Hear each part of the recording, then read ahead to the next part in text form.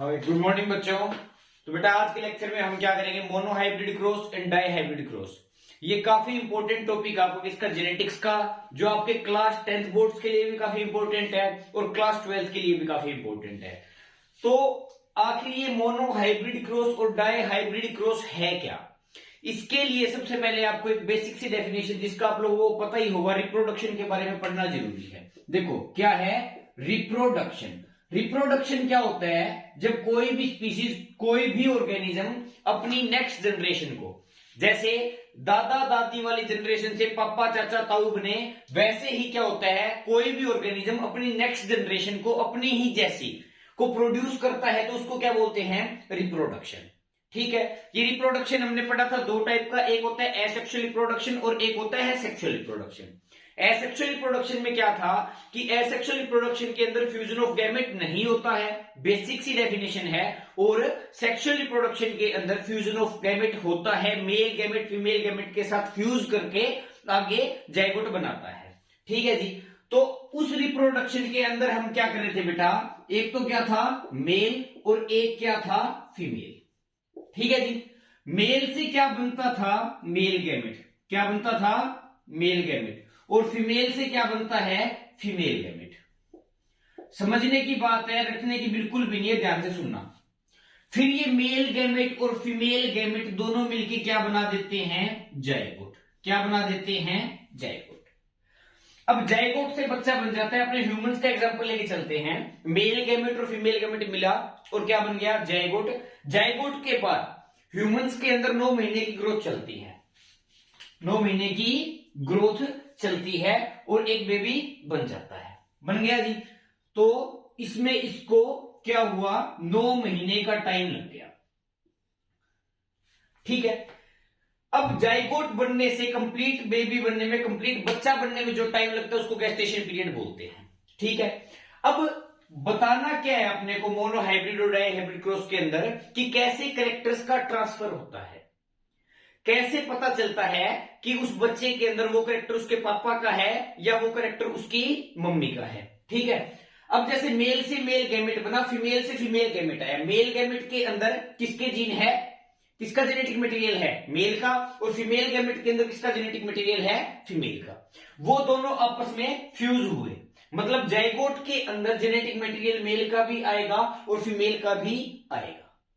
बोला sir mail का सारा जेनेटिक मटेरियल जाइगोट के अंदर आ गया, फीमेल का सारा जेनेटिक मटेरियल जाइगोट के अंदर आ गया, तो कि जाइगोट के अंदर जो जेनेटिक मटेरियल होता है जब वो डबल हो जाता है? नहीं, जाइगोट के अंदर भी सिर्फ उतना ही जेनेटिक मटेरियल होता है जितना मेल और फीमेल के अंदर होता है। इसके लिए वो ह्यूमंस का एग्जांपल लेते हैं। ह्यूमंस के अंदर अगर क्रोमोसोम नंबर की बात की जाए, जेनेटिक मटेरियल की बात की जाए, तो टोटल कितने क्रोमोसोम होते हैं? चाहे मेल हो चाहे फीमेल हो, कितने क्रोमोसोम होते हैं? 46। तो मान लो इस मेल के अंदर 46 क्रोमोसोम है। यहां पे लिख देते हैं number of chromosome, number of chromosome. और फीमेल के अंदर भी कितने हैं? 46। बोला मेल से मेल गैमेट के अंदर 46 आ गए, फीमेल से फीमेल गैमेट के अंदर 46 आ गए, तो इसके अंदर कितने हो जाएंगे? 46 का 2 गुना हो जाएंगे। लेकिन ऐसा पॉसिबल नहीं है। इसी के साथ मैं आपको याद दिलाता हूं, सेल डिवीजन बेटा 2 टाइप की थी। सेल डिवीजन 2 टाइप की थी, यहां पे लिख देते हैं सेल डिवीजन। और ये 2 टाइप की थी। एक तो कौन सी थी जी? माइटोसिस। और एक कौन सी थी? मियोसिस। माइटोसिस और मियोसिस में फर्क क्या था? माइटोसिस एक ऐसा सेल डिवीजन है जिसके अंदर क्रोमोसोम नंबर हाफ हो जाते हैं। तो यहां पे क्या लिख देंगे? Chromosome number. माइटोसिस के अंदर क्रोमोसोम नंबर सेम रह जाते हैं और मियोसिस के अंदर क्रोमोसोम नंबर हाफ हो जाते हैं। तो माइटोसिस में क्या हुए? हाफ हो गए, तो क्या लिख देंगे? Chromosome number become half. नहीं, माइटोसिस के अंदर तो सेम थे, बिकम सेम, या फिर आप बोल देंगे रिमेन सेम। इसके अंदर कंफ्यूज नहीं होना भाई। माइटोसिस के अंदर क्रोमोसोम नंबर सेम रहते हैं और मियोसिस के अंदर हाफ हो जाते हैं। Chromosome number reduces to half. ठीक है। 2 सेल डिवीजन होते हैं, एक माइटोसिस एक मियोसिस। माइटोसिस के अंदर क्रोमोसोम नंबर सेम थे और मियोसिस के अंदर हाफ हो गए। तो होता क्या है, जब मेल से मेल गैमेट बनता है तो वहां पे मियोसिस हो जाता है, वहां पे क्या हो जाता है, मियोसिस हो जाता है, या फिर आप बोल सकते हो इसी को मियोटिक डिवीजन हो जाता है, मियोटिक डिवीजन हो जाता है। मेल से मेल गैमेट बनेगा तो मियोसिस होगा, फीमेल से फीमेल गैमेट बनेगा तो मियोसिस होगा। मियोसिस के अंदर हमने बताया क्या कि क्रोमोसोम नंबर हाफ हो जाते हैं, तो इसके अंदर क्या होगा, जब मेल से मेल गैमेट बनेगा तो क्रोमोसोम नंबर हाफ हो जाएंगे। 46 के हाफ कितने हो जाएंगे बेटा, यहाँ पे 23, कितने हो जाएंगे 23, मतलब मेल गैमेट के अंदर। ह्यूमंस के अंदर मेल गैमेट को क्या बोलते हैं, स्पर्म, और फीमेल गैमेट को ह्यूमंस के अंदर क्या बोलते हैं, ओवम। तो स्पर्म और ओवम के अंदर क्रोमोसोम का नंबर कितना हो जाएगा, 23। बाद में ये मेल गैमेट और फीमेल गैमेट फ्यूज करेंगे, क्या बन जाएगा, जायगोट। तो जायगोट के अंदर 23 प्लस 23 कितने क्रोमोसोम हो जाएगा वापिस 46। तो मतलब जितने माँ बाप में क्रोमोसोम होते हैं उतने ही नॉर्मली किसमें हो जाएंगे, बच्चे में हो जाएंगे। ये आपका बेसिक हो गया मोनोहाइब्रिड और डाई हाइब्रिड क्रॉस को समझने के लिए। ठीक है जी। अब मेन बात आती है, ये कैसे पता चलेगा कि कितने कैरेक्टर बच्चे के अंदर पापा के आएंगे, कितने कैरेक्टर मम्मी के आएंगे, कितने दादा के आएंगे, कितने दादी के आएंगे। क्योंकि कई बार कैरेक्टर सेकंड जनरेशन से भी आ जाते हैं, ग्रैंड पेरेंट्स वाली जनरेशन से भी आ जाते हैं। तो उन्हीं चीजों को डिटेल में पढ़ेंगे। उसके लिए आपको कुछ टर्म समझना जरूरी है पहले, ताकि आपको क्रॉस समझते हुए दिक्कत ना आए।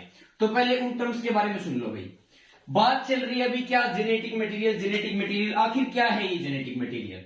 आपने अभी क्रोमोसोम का सुना, देखो क्या हुआ कि आपका मटेरियल बना हुआ है, जैसे डीएनए होता है आपका, डीएनए के स्मॉल सेगमेंट को क्या बोलते हैं, जीन। क्या बोलते हैं, जीन। वैसे ही जैसे अपनी बॉडी की स्मॉलेस्ट स्ट्रक्चरल और फंक्शनल यूनिट की बात की जाए तो क्या होती है, सेल। सेल से मिलके क्या बना, टिश्यू। टिश्यू से मिलके क्या बना, ऑर्गन। ऑर्गन से मिलके क्या बना, ऑर्गन सिस्टम। ऑर्गन सिस्टम से क्या बना, कंप्लीट बॉडी।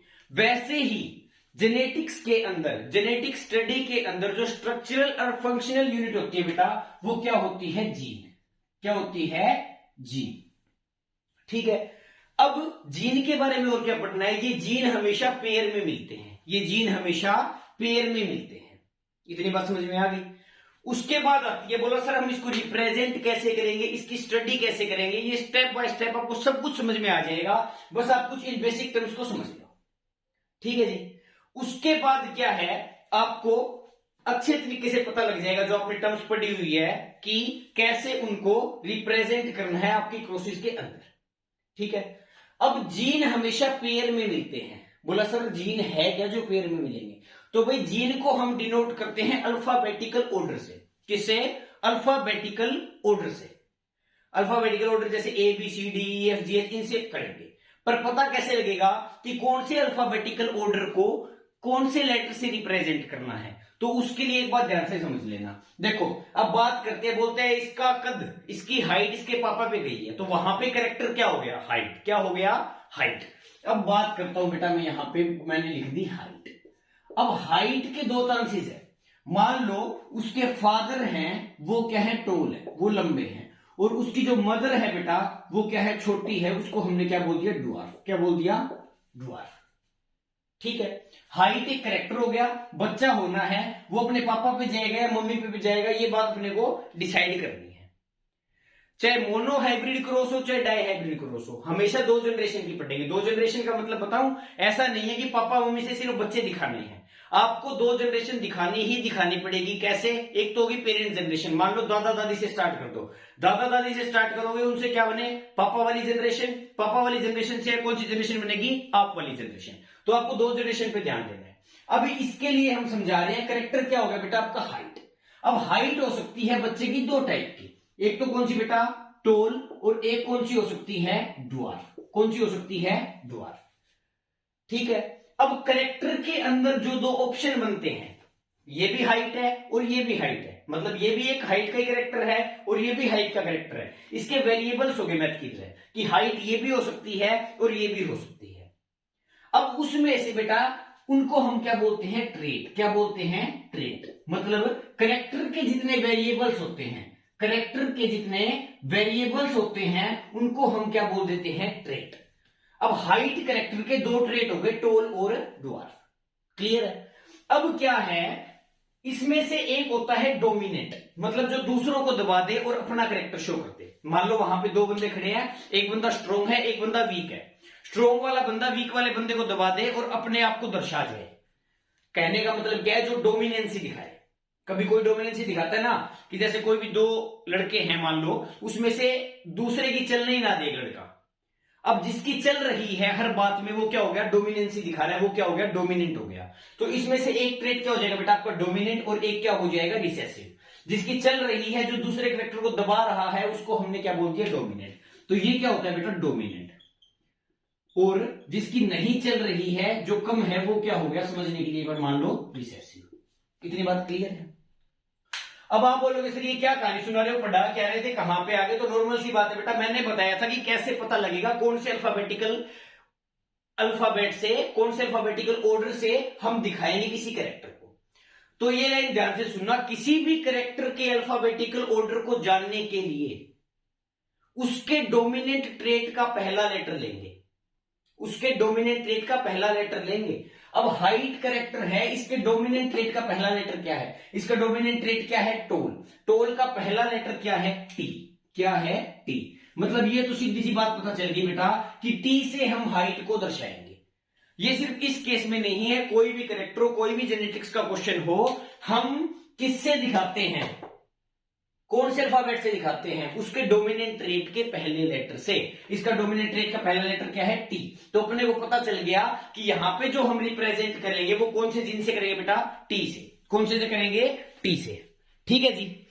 अब टी से करेंगे तो टी जीन होगा एक तरीके से, लेकिन अभी मैंने 2 मिनट पहले बोला था कि जीन हमेशा पेयर में मिलता है, जीन हमेशा पेयर में मिलता है। ठीक है जी। अब जीन हमेशा पेयर में मिलेगा, ये बात सच्चाई है, टी के साथ हमेशा टी आएगा, उस बात में कोई भी शक नहीं है। लेकिन मेन बात ये है, बोला सर आपने हाइट को तो दिखा दिया टी से, लेकिन अब ये कैसे पता लगेगा कि वो डोमिनेंट है या रिसेसिव है। क्यों, क्योंकि हाइट को दिखाया है टी से, पता लग गया डोमिनेंट ट्रेट का पहला लेटर क्या है, टी। तो उससे पता लग गया कि हाइट को हम किससे दिखाएंगे, टी से। लेकिन वहां पे 2 वेरिएबल है, एक है डोमिनेंट और एक है रिसेसिव। कैसे पता लगेगा, पता ऐसे लगेगा कि लेटर तो डिसाइड हो गया, लेकिन वो कैपिटल लेटर है या स्मॉल लेटर है। अगर बेटा डोमिनेंट ट्रेट है तो हम कैपिटल लेटर का यूज करेंगे, और अगर रिसेसिव ट्रेट है तो हम स्मॉल लेटर का यूज करेंगे। तो यहां पे हम डोमिनेंट को तो बेटा शो करेंगे कैपिटल टी से, और रिसेसिव को शो करेंगे बेटा हम स्मॉल टी से। क्लियर है बात। अब मैंने बोला जीन हमेशा पेयर में मिलता है, जीन हमेशा पेयर में मिलता है। तो जीन हमेशा पेयर में मिलेगा तो कैपिटल टी के साथ कैपिटल टी का पेयर बन जाएगा, और स्मॉल टी के साथ स्मॉल टी का पेयर बन जाएगा। अब जेनेटिक्स के अंदर कैपिटल टी का मतलब क्या हो गया, टोल हो गया हाइट के केस में। स्मॉल टी का मतलब क्या हो गया, ड्वार्फ हो गया हाइट के केस में। इतनी बात क्लियर है। उसके बाद आप बोलोगे सर टी के साथ टी का ही पेयर बनाना है, तो कैपिटल टी स्मॉल टी भी तो बन सकता है। बिल्कुल जायज बात है, कैपिटल टी और स्मॉल टी भी तो बन सकता है, बिल्कुल जायज बात है ना। तो इसमें क्या होगा, मैंने बताया बेटा डोमिनेंट कौन सा होता है, जो रिसेसिव वाले कैरेक्टर को दबा दे और अपना कैरेक्टर शो कर दे। यहां पे कैपिटल टी टोल के लिए है, स्मॉल टी ड्वार्फ के लिए है। लेकिन मैंने अभी अभी बताया कि टोल क्या होता है, डोमिनेंट होता है। वो डोमिनेंट होता है तो वो ड्वार्फ वाले को दबा देगा और अपना कैरेक्टर शो कर देगा। तो फाइनली क्या हुआ, कैपिटल टी और स्मॉल टी क्या हो जाएगा बेटा, आपका टोल ही हो जाएगा। क्लियर है। एक आपकी बुक्स के अंदर एक टर्म दे रखी है बेटा एलील। क्या दे रखी है, एलील। एलील क्या होता है, आपको मैं इजी लैंग्वेज में समझाने की कोशिश करता हूं। मान लो बेटा यहां पे ये है कैपिटल टी स्मॉल टी, या फिर मान लो स्मॉल टी, कोई भी एग्जांपल ले लो। मैंने बोला जीन हमेशा पेयर में मिलता है, ये जीन है, सच बात है। लेकिन अगर अकेला कैपिटल टी प्रेजेंट है, उसको एलील नहीं बोल सकते। आपको एक वर्ड बता देता हूं मैं, जोड़ीदार लगा लो या फिर जीवन साथी लगा लो। ठीक है, आपके पापा मम्मी की शादी हुई, शादी हो गई, तो शादी होने के बाद वो क्या है, एक दूसरे के एलील हैं। कैसे बताता हूं, देखो मान लो कैपिटल टी तो क्या है, पापा, स्मॉल टी क्या है बेटा, आपकी मम्मी। शादी से पहले तो नहीं थे पापा मम्मी, अलग थे, मानते हो। पापा मम्मी कब बने, शादी के बाद। तो मतलब जब इन दोनों की शादी हुई तो ये क्या बन गए, कैपिटल टी स्मॉल टी, ये दोनों एक साथ आ गए। अब मैंने क्या कहा, एलील को मान लो जीवन साथी। अगर ये साथ हैं तो ये जीवन साथी हैं। अब अगर बेटा ये पेयर में प्रेजेंट है तो तो ये कैपिटल टी इसका जीवन साथी है, ये कैपिटल टी इसका एलील है। ये स्मॉल टी अगर इसके साथ है तो ये इसका जीवन साथी है, ये इसका एलील है। एलील का मतलब क्या मान लिया? जीवन साथी। अब मान लो कैपिटल टी का केस है बेटा, अगर ये पेयर में प्रेजेंट है तो ये दोनों कैपिटल टी एक दूसरे के एलील है। ये वाला कैपिटल टी इसका एलील है, ये वाला कैपिटल टी इसका एलील है। एलील हमेशा ऑफ ईच अदर होते हैं, ऐसा नहीं है कि एक अलग से कैपिटल टी पड़ा है उसको आप एलील बोल दोगे, नहीं। अगर जीन पेयर में प्रेजेंट है तो वो जो जीन है वो एक दूसरे के क्या होते हैं? एलील होते हैं, उसी को हम बोलते हैं एलील। याद रखना जीवन साथी टर्म से कि अगर साथ है तो जीवन साथी है, एलील है, वरना नहीं है। इतनी बात क्लियर है? अभी तक आपका मेन टॉपिक स्टार्ट ही नहीं हुआ है बेटा, monohybrid cross, dihybrid cross. क्यों? वो इसीलिए कि आपकी अगर ये बेसिक टर्म्स क्लियर हो गई तो आपको वो रटना नहीं पड़ेगा। ठीक है, चलो इसके साथ हम बेसिकली स्टार्ट कर देते हैं और साथ साथ में आपको मैं बताता रहूंगा ताकि आपकी भी बोरियत ना हो। तो दो क्रॉस होती है बेटा, आपके सिलेबस के अंदर है, होती तो ट्राई हाइब्रिड भी है, टेट्रा हाइब्रिड भी है, लेकिन आपके सिलेबस के अंदर दो ही क्रॉसेज हैं। एक कौन सी? मोनो हाइब्रिड क्रॉस, और एक कौन सी बेटा? आपकी डाई हाइब्रिड क्रॉस। अगर एक कैरेक्टर के लिए, अगर आप एक कैरेक्टर के लिए क्रॉस कर रहे हो तो उसको हम बोलते हैं मोनो हाइब्रिड क्रॉस, और अगर दो कैरेक्टर के लिए क्रॉस कर रहे हो तो बेटा वो कौन सी होती है? आपकी डाई हाइब्रिड क्रॉस। ठीक है, तो स्टार्टिंग में हम लेके चलते हैं mono hybrid cross. Mono hybrid cross. अब मैंने बोला बेटा ये कोई भी क्रॉस कर लो वो दो जनरेशन की होगी ही होगी। मान लो पहली जनरेशन आपकी दादा दादी वाली, ये होगी बेटा आपकी पेरेंट जनरेशन, जहां से आपने क्रॉस स्टार्ट करनी है। कौन सी? दादा दादी वाली। यहां पे दादा दादी नहीं लिखूंगा, मैं आपको समझाने के लिए बता रहा हूं। ये हो गया आपका बेटा मेल, और ये क्या हो गया बेटा आपका फीमेल। ठीक है, पेरेंट जनरेशन आप बिल्कुल जीरो से करते हैं स्टार्ट। अब मैंने बोला मोनो हाइब्रिड क्रॉस किसके लिए? एक कैरेक्टर के लिए। कैरेक्टर तो मान के चलो कौन सा होगा? कैरेक्टर मान लो आप, हाइट ही मान लो, जो भी आपने पढ़ा था, ताकि इजीली समझ में आए। हाइट हो गया बेटा। हाइट कितने टाइप की होगी? टोल और डुआर। क्या होगी? टोल और डुआर। टोल क्या हो गया? डोमिनेंट, और डुआर्फ क्या हो गया बेटा आपका? रिसेसिव। तो अभी मैंने बताया था कैरेक्टर को किससे दिखाते हैं? उसके डोमिनेंट ट्रेट के पहले लेटर से। तो आपका जो बेटा ये टोल है उसको हम किससे शो करेंगे? कैपिटल टी से, और ड्वार्फ को किससे शो करेंगे? स्मॉल टी से। कर दिया जी शो। अब मैंने बोला कि डोमिनेंट कौन सा है? टोल। तो मान के चलो मेल को मान लेते हैं हम डोमिनेंट। ये मत सोचना यहां पे कोई भेदभाव किया जा रहा है, चाहे आप फीमेल को टोल मान लो, चाहे आप मेल को टोल मान लो, या फिर चाहे दादा को टोल मान लो या फिर दादी को टोल मान लो, रिजल्ट सेम आएंगे। सिर्फ आपको जेनेटिक्स का मतलब ही क्या है कि आपको उसके पैटर्न की स्टडी करनी है। क्लियर है? अब मान के चलते आपके दादा को या मेल को क्या है? ये टोल है। क्या है बेटा? टोल है। और ये क्या है? ड्वार्फ है। तो टोल के पास क्या है बेटा? कैपिटल टी क्रोमोसोम है, और ड्वार्फ के पास क्या है? Small T. अब मेल से क्या बनेगा जी? Male gamete. क्या बनेगा? Male gamete. मैंने क्या बोला था? जब अभी आपको सारी चीजें काम आएगी, वो वाली जो मैंने उस डेफिनेशन में बताई थी। मेल से जब मेल गैमेट बनेगा तो क्या होगा? क्रोमोसोम नंबर हाफ हो जाएंगे। यहां पे क्रोमोसोम क्या है हाइट के लिए? कैपिटल टी, मतलब कैपिटल टी का क्या हो जाएगा? हाफ हो जाएगा। दो कैपिटल टी है तो मेल गैमेट के अंदर कितने कैपिटल टी आ जाएंगे बेटा? एक आ जाएगा। कितना आ जाएगा? एक आ जाएगा। ये क्रोमोसोम नंबर हाफ हो गया, दो टी का एक टी आ गया। किसकी वजह से? मियोसिस की वजह से। मियोसिस एक ऐसा सेल डिवीजन है, दोबारा बता देता हूं, जिसके अंदर आपके क्रोमोसोम नंबर क्या हो जाते हैं? हाफ हो जाते हैं। क्लियर है? अब वैसे ही बेटा यहां पे क्या बनेगा? Female gamete. क्या बनेगा?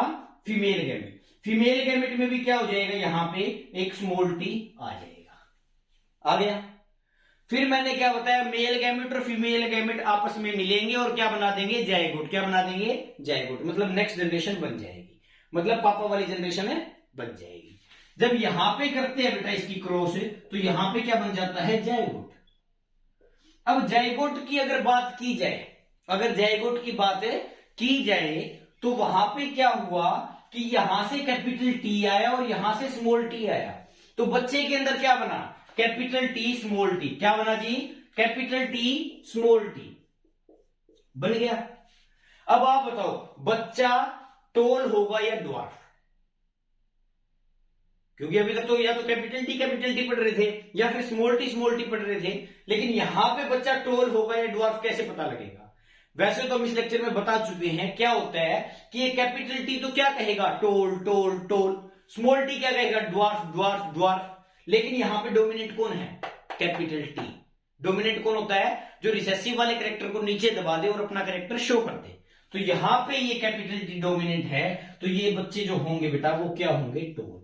क्या होंगे, टोल। मैंने बोला था किसी भी क्रॉस को 2 जनरेशन तक लेके जाना है। कितने जनरेशन तक लेके जाना है, 2 जनरेशन तक लेके जाना है। तो ये क्या होगी बेटा, आपकी पहली जनरेशन होगी। तो इसी पहली जनरेशन को हम क्या बोल देते हैं, F1 जनरेशन। F1 generation. अब आप बोलोगे पेपर में तो नहीं आएगा वैसे, पर आपकी नॉलेज के लिए आपको पता होना चाहिए कि F का मतलब क्या है, फिलियल। क्या है मतलब बेटा, फिलियल। जो पहली जनरेशन बनती है उसको हम क्या बोलते हैं, फिलियल 1 जनरेशन। है भाई। इसके अंदर सारे के सारे बच्चे ही क्या होंगे, टोल। बोला सर सारों का कैसे पता, आपने तो एक बनाया है। तो जब हम क्रॉस करते हैं बेटा मेल गैमेट की फीमेल गैमेट के साथ, तो वहां पे हम एक मेथड यूज करते हैं, क्या, पुनेट स्क्वायर मेथड। लेकिन हमने यहां पे यूज इसलिए नहीं किया क्योंकि एक ही था गैमेट और एक ही था इधर गैमेट। दोनों की मल्टीप्लाई करने में कोई हार्ड बात नहीं है, सीधी बात है। कैपिटल टी दिख रहा है, स्मॉल टी दिख रहा है, दोनों को एक ही साथ तो लिखना है, तो वो हो गया क्लियर। लेकिन ये पक्की बात है, F1 जनरेशन में जितने भी बच्चे बनेंगे, चाहे 2 बनो, 3 बनो, 4 बनो, तो नॉर्मल सी बात है बेटा, यहां पे तो कैपिटल टी आएगा ना, और यहां पे भी फिक्स है स्मॉल टी आएगा, क्यों, ऊपर ही स्मॉल टी है, और यहां भी फिक्स है क्योंकि ऊपर कैपिटल टी है। अब दोनों आपस में ही मिलेंगे बच्चे बनाने के लिए, तो कैपिटल टी के साथ स्मॉल टी ही मिलेगा, और क्या बन जाएगा, कैपिटल टी स्मॉल टी। मतलब F1 जनरेशन के अंदर आपको क्या मिला, कैपिटल टी स्मॉल टी। ठीक है। अब मैंने बोला दूसरी क्रॉस करनी है। अब देखो बेटा, इस जनरेशन के अंदर चाहे लड़का हो चाहे लड़की हो, हाइट के कैरेक्टर से तो जेंडर का कोई लेना देना नहीं है। लड़का है तो भी क्या है, कैपिटल टी स्मॉल टी, लड़की है तो भी क्या है, कैपिटल टी स्मॉल टी। अब हमको अगर मोनो हाइब्रिड क्रॉस कंप्लीट पढ़नी है तो हमको 2 जनरेशन तक लेके जाना पड़ेगा, मतलब F1 जनरेशन से F2 जनरेशन तक बनाना पड़ेगा। यहां पे दादा दादी से पापा वाली जनरेशन बना दी, लेकिन जब तक पापा वाली जनरेशन से खुद की जनरेशन नहीं बनाओगे, जब तक क्रॉस कंप्लीट है नहीं मानी जाएगी। तो अब हम क्या करते हैं, इतना नोट कर लेना, इतना ध्यान रखना कि F1 जनरेशन के अंदर मेल भी क्या है, कैपिटल टी स्मॉल टी, और फीमेल भी क्या है, कैपिटल टी स्मॉल टी। अब हम बनाते हैं जी क्या, F1 जनरेशन से F2 जनरेशन, इसको रब कर देते हैं। अब देखना क्या होगा, F1 जनरेशन से F2 जनरेशन बनेगी। कैसे बनेगी वो चीज समझ लेना।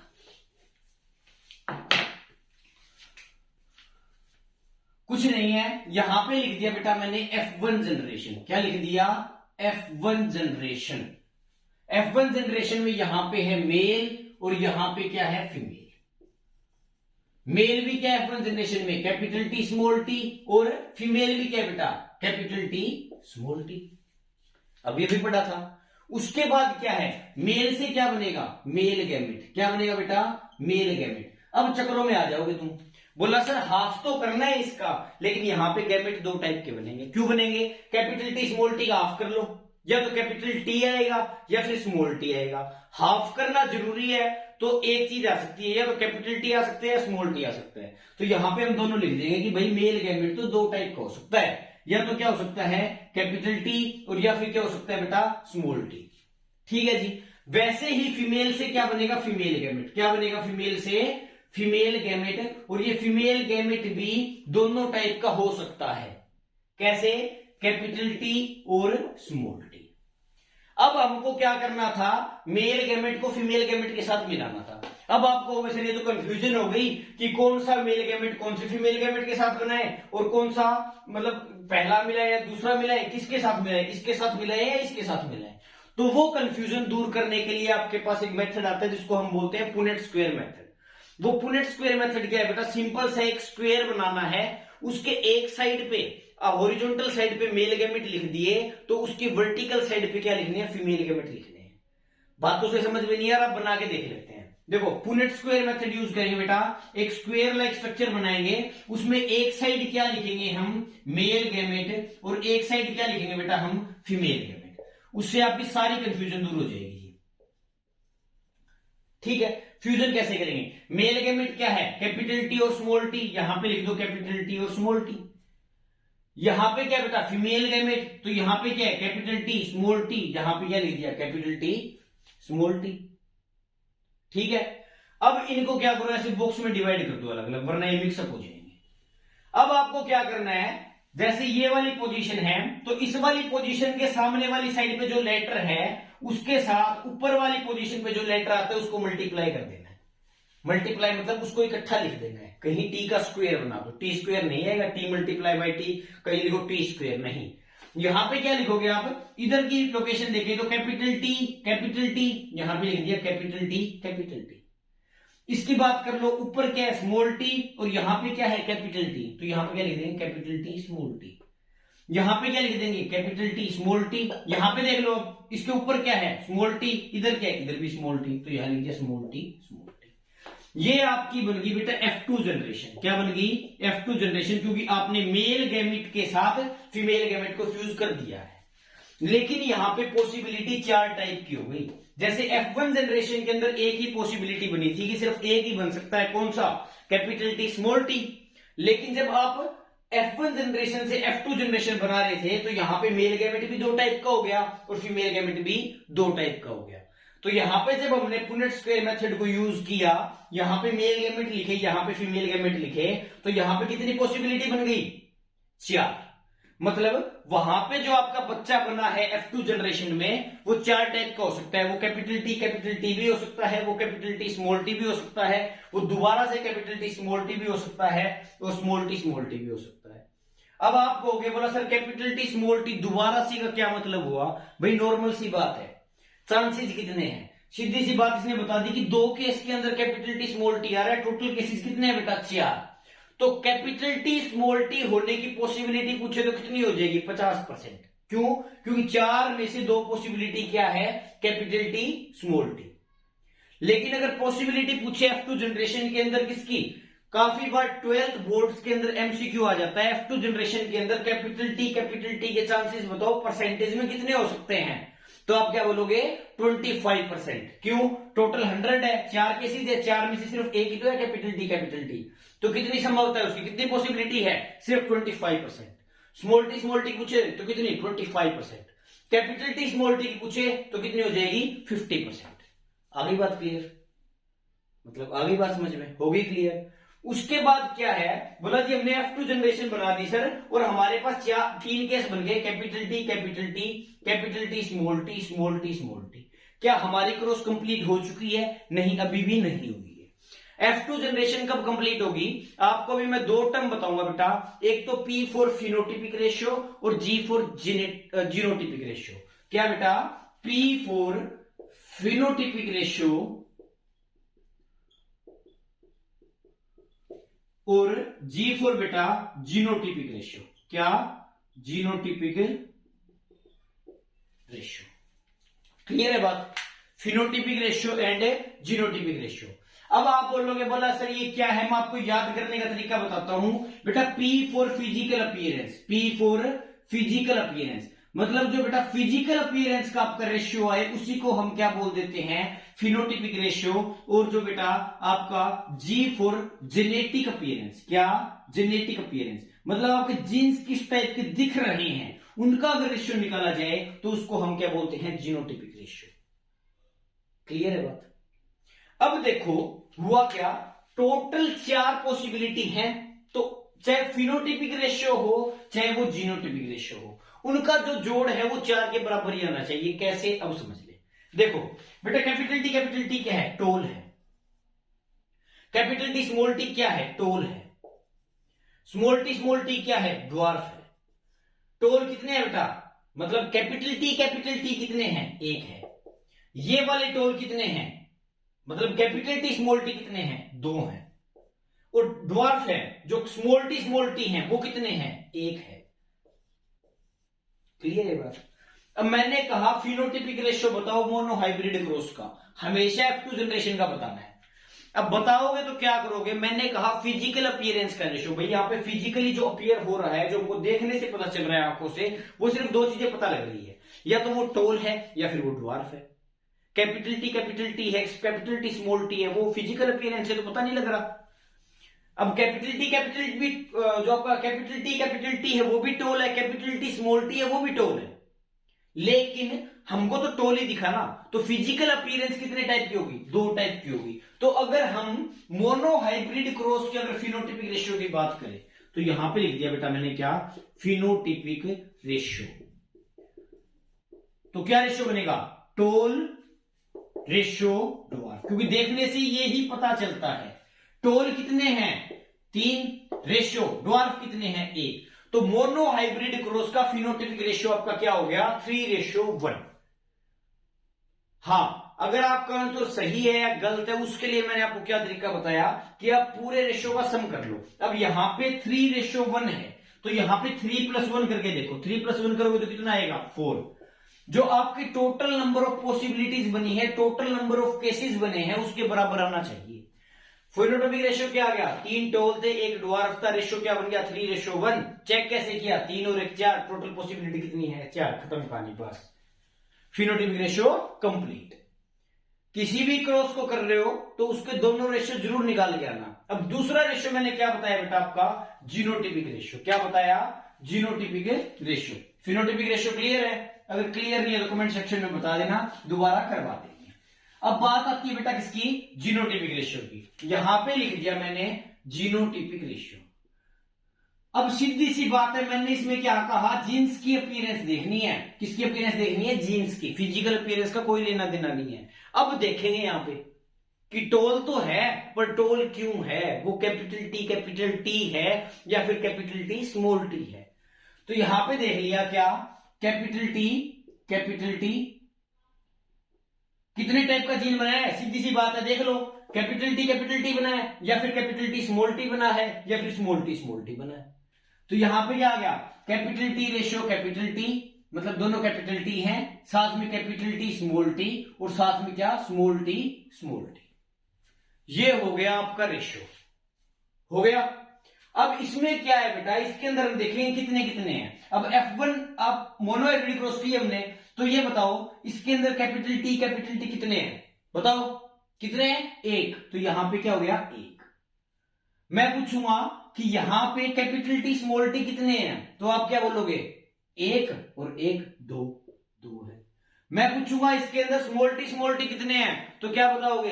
1। ये दिख ही रहा है, ये रहा। तो यहां पे क्या लिख लोगे? 1। तो मोनोहाइब्रिड क्रॉस का जो जीनोटिपिक रेशियो है बेटा वो क्या बन गया? 1:2:1। फिनोटिपिक रेशियो क्या बन गया? 3:1। क्या बन गया? 3:1। अब इसको भी चेक कर लो सही है या नहीं है। 1:2:1 है तो इसको जोड़ दो। क्या जोड़ोगे? 1 और 2 3, 3 और 1 4। क्या आ गया? 4। मैंने क्या बताया था? चाहे कोई सी क्रॉस हो उसके रेशियो का जो जोड़ है वो टोटल नंबर ऑफ पॉसिबिलिटी के बराबर में आना चाहिए। यहां पे 3:1 आया था, 3 और 1 4। यहां पे रेशियो क्या है? 1:2:1। उसका जोड़ क्या है बेटा? 4। ये हो गई आपकी मोनोहाइब्रिड क्रॉस कंप्लीट। एक बार इसकी प्रैक्टिस करना, इसको अच्छे से रिवाइज करना। कल हम करेंगे डाईहाइब्रिड क्रॉस। जैसे आज सिर्फ एक कैरेक्टर लेके चले थे हाइट, कल एक साथ 2 कैरेक्टर लेके चलेंगे और वैसे ही स्टडी करेंगे F1 जनरेशन, F2 जनरेशन, उसका फिनोटिपिक रेशियो और उसका जीनोटिपिक रेशियो। इसको अच्छे से रिवाइज कर लो। कल के लेक्चर में हम क्या कर लेंगे? Dihybrid cross. चाहे 10th के बोर्ड हो चाहे 12th का बोर्ड हो, ये क्वेश्चन 99% आता ही आता है आपके थ्योरी के अंदर। 4 नंबर से ऊपर ही आएगा। एग्जाम्स का टाइम है, ये इंपॉर्टेंट टॉपिक्स कवर करेंगे अब हम रिवीजन के लिए, तो आप इसको अच्छे से रिवाइज करके आना। कल हम करते हैं डाईहाइब्रिड क्रॉस। ठीक है जी। कोई भी कमेंट सेक्शन में अपना रिव्यू दे देना, कोई डाउट वगैरह हो तो। बाकी करते हैं कल। ठीक है, थैंक यू।